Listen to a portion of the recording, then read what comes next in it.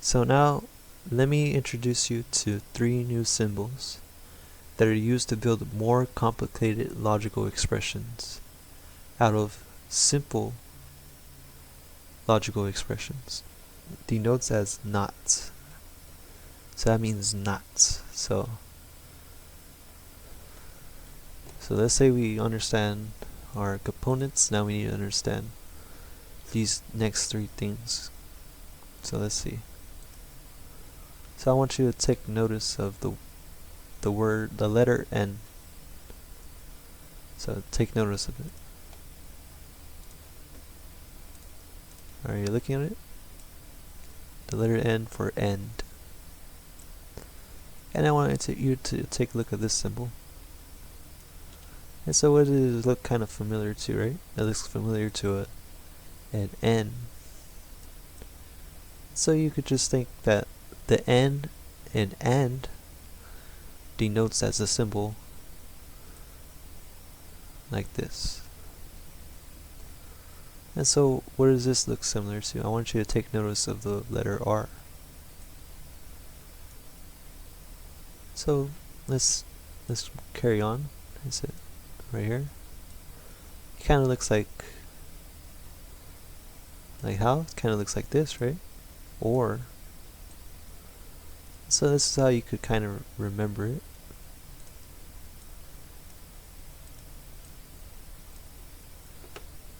And so how do we can remember this one?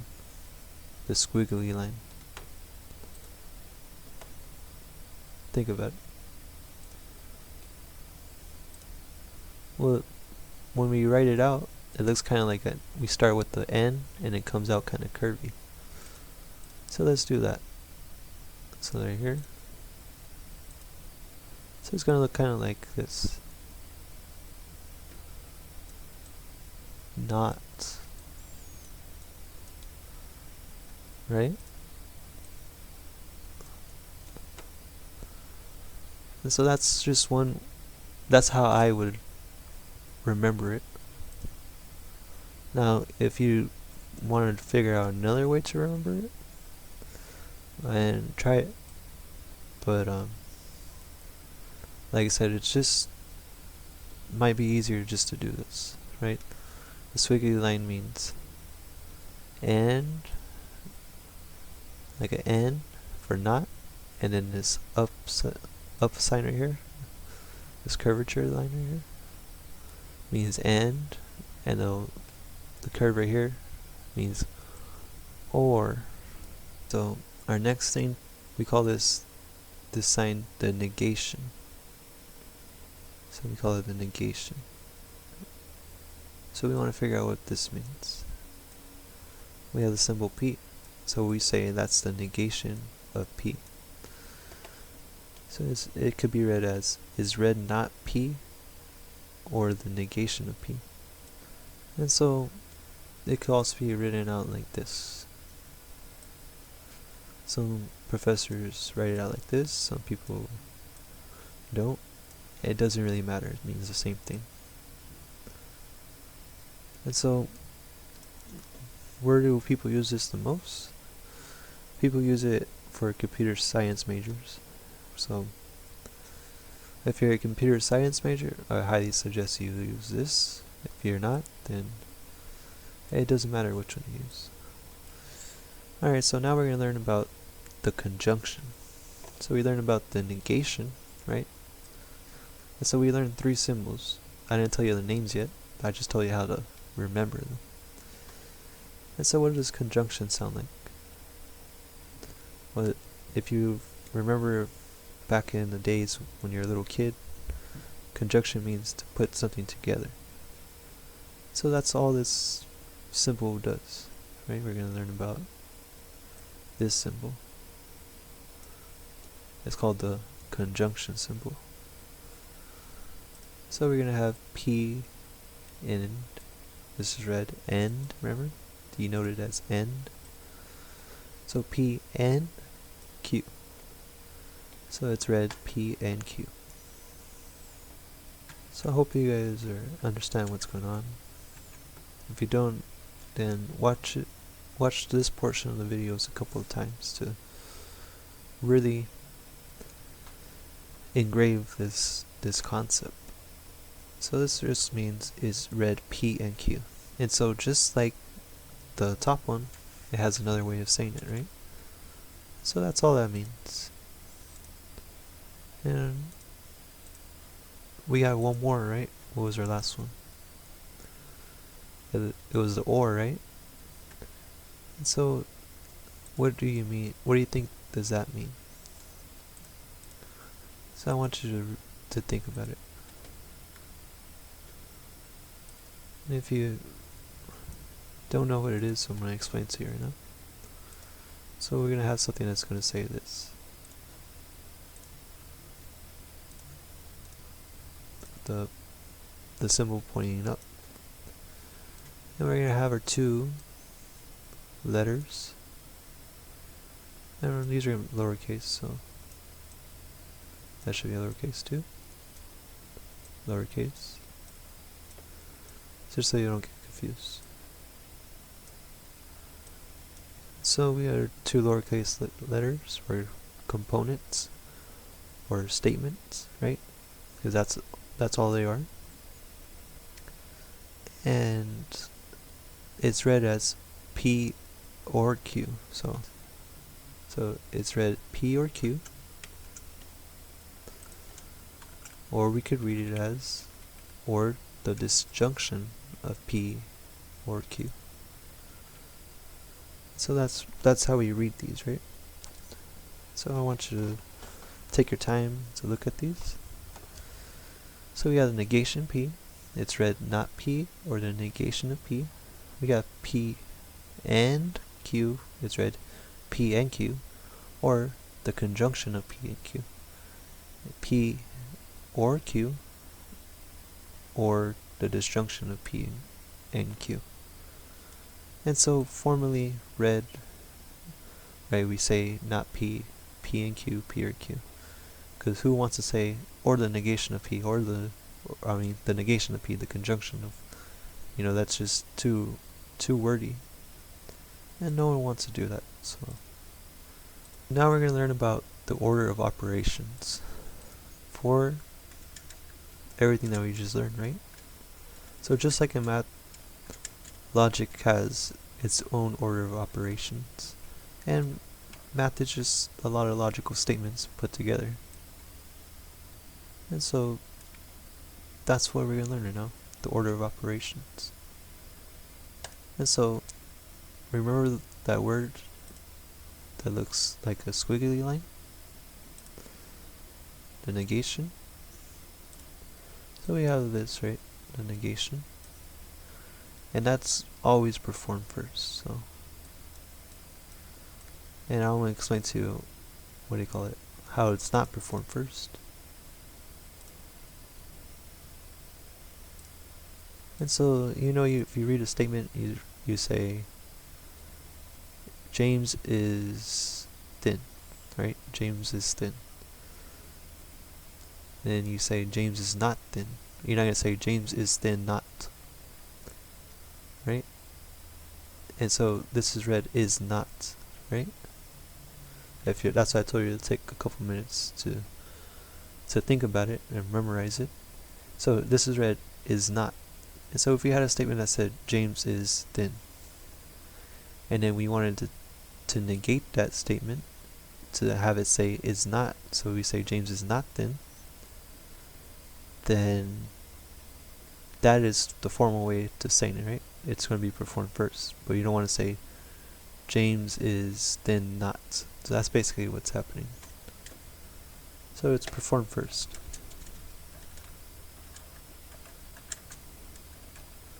Just makes logical sense. And so right here, we're going to have an example. We're going to have something that says negation P and Q. So we have negation P and Q. So that's how it's read, right? Or instead of saying negation, is not P and Q. Is not P and Q. So you're going to hear me say negation, or most of the time, rather than is not. Just know that it means the same thing. which equals, and we're going to have right here some parentheses. And what does parentheses do? If you remember. So I want you to remember what they stop us from, right? They make stuff go before something else, right? So you gotta, in logic, just like math, it has an order of operations. And so that's what we're gonna do right now, or learn about right now. So it's gonna say negation P and Q equals the parentheses for negation P and Q. And so what is this? It means the same thing, right? They're equal to each other. So that's what it means. If we took out the parentheses, it would mean the same thing. If I put on the parentheses, it means the same thing. So let's look at another example. And so let's say we have something that looks like this. So I'll write it a different color. We have negation P and Q. Negation P and Q. And so what does this mean? I want you to think. The top one, right? We just had a parentheses over the negation, or over is not. Now we have it over, what's this called? The conjunction, right? So this means the negation of the conjunction of P and Q. And so that's all it really means. So the order of operations, how they're performed, it's the same way we'd perform in math. So in this case, right, what's going to be performed first? Well, whatever's in the parentheses first, right? And then the not. So I'll explain it to you as a math example. So we have 2 times 2. Parentheses plus 1. Right? Or we could say negative on the outside. Probably more specific so you understand. So what was going to happen first? We have to multiply first, which we get 4. So we're taking it all the way back to simple math. And then we bring out the is not, right? Or in this case, it's a negative number. So that's all that means. And so now let's explain this next one. So now we understand order operation, right? So the negation is performed first, unless otherwise by the parentheses. So I'll write out parentheses right here. Unless, so you guys don't get confused. So I like to take my time and explain things. So it says unless parentheses. And I'll put it right there, just so you can see it. And so now we're going to have our next thing, which are our 2 new symbols that we learned. We learned that the conjunction and the disjunction, right? So we're going to have this and this, these 2 symbols. And these 2 symbols, we say that they're co-equal in order of operations. And what's that kind of similar to, right? Like kind of like multiplication and division.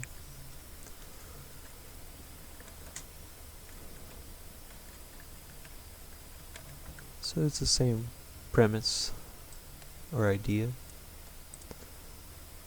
So here we have our symbol, co-equal in order of operations.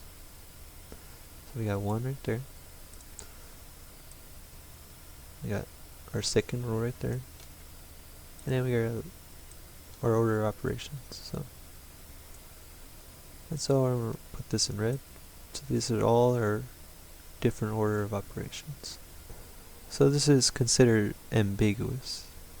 Why? Because our third order of operation right? Clearly states that these are co-equal. And so this expression should be written as. And so we're going to learn how to write our expressions in such ways that make logical sense. The meaning behind it, this is how we would express such statement right here. So that's all we really need to know. So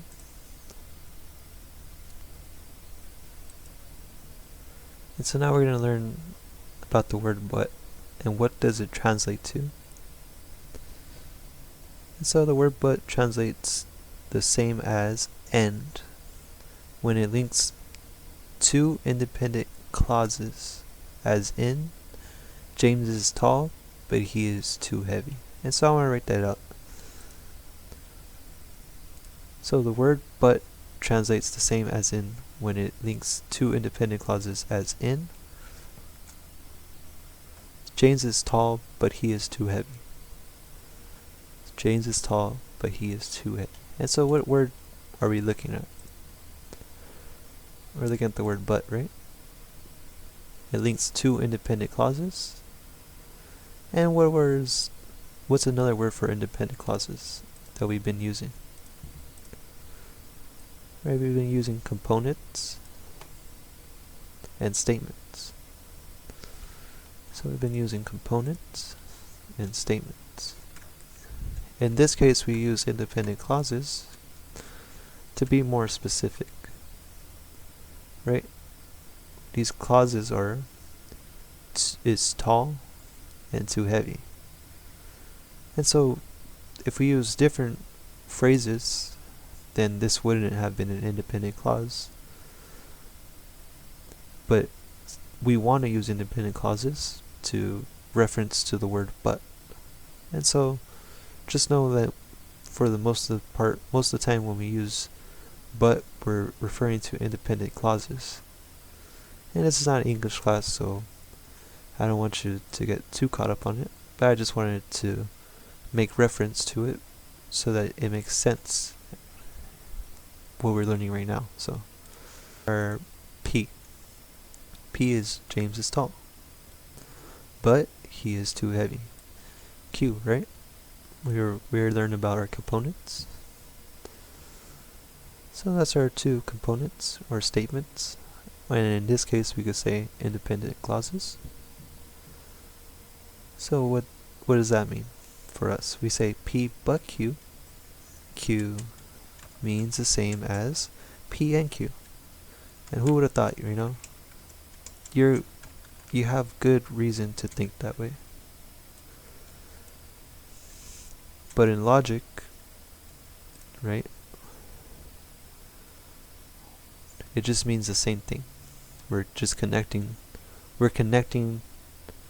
two different phrases or statements or components, and in this case independent clauses. So it just means the same thing.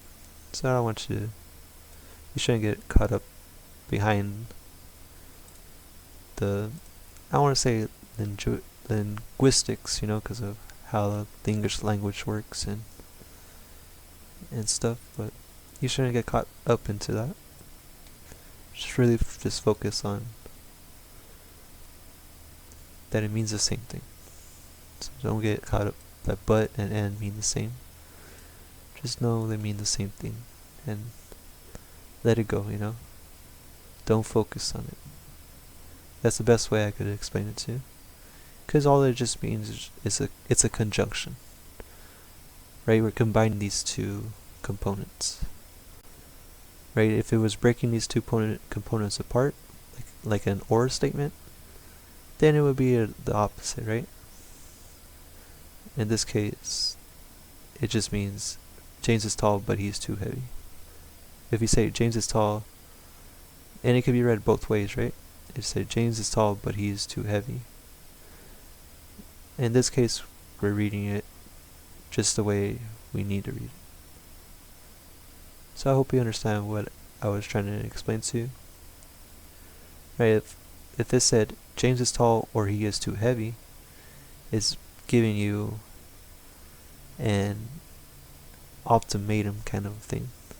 Is James too tall, or is James just too heavy? You know?